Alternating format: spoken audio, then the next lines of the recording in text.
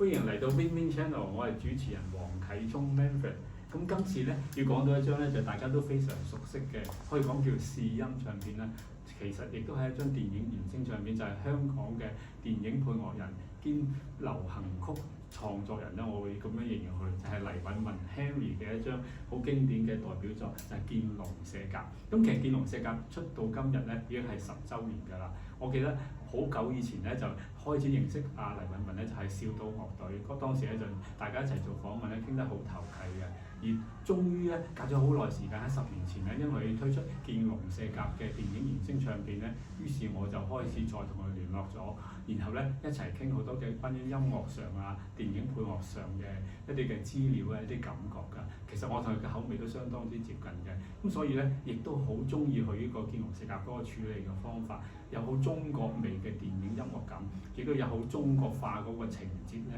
係配合咗個電影嘅氣氛㗎。其實裏邊有好多歌咧係做得好好嘅，譬如《三國》啦、諸葛亮啦、五虎封將啦、單騎救主等等咧，亦都咧將呢張唱片咧就賣得好墟冚，而且唱片公司咧亦不同出唔同嘅版本，譬如黑膠版本啦、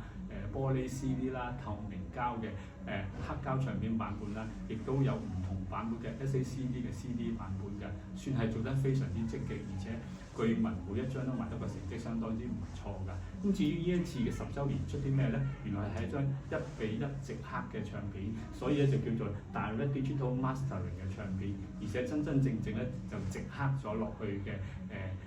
隻 CD 裏邊，而且用金 CD 去處理個效果同埋音效都相當之唔錯。其實咧，如果認真去聽呢張唱片，其實有好多歌咧，亦都值得去發掘嘅。譬如有胡歌之類咧、鄧芝等等咧，大家之前唔係話太留意，但係你要聽下呢兩首歌，有中國味，亦都有個弦琴效果，亦都將嗰種嘅弦樂帶出嚟。而另外一首歌，我想推薦俾大家就係《鳳鳴山之戰》，亦都好有氣氛。咁咧，黎敏文係一位好出色嘅電影配樂人。近年間咧，佢咧就比較少啲製作，但係咧主要已經喺台灣生活。希望佢多啲時間喺香港做多啲香港嘅電影，或者為外地做多啲電影嘅配樂，將好嘅音樂帶俾我哋。多謝大家。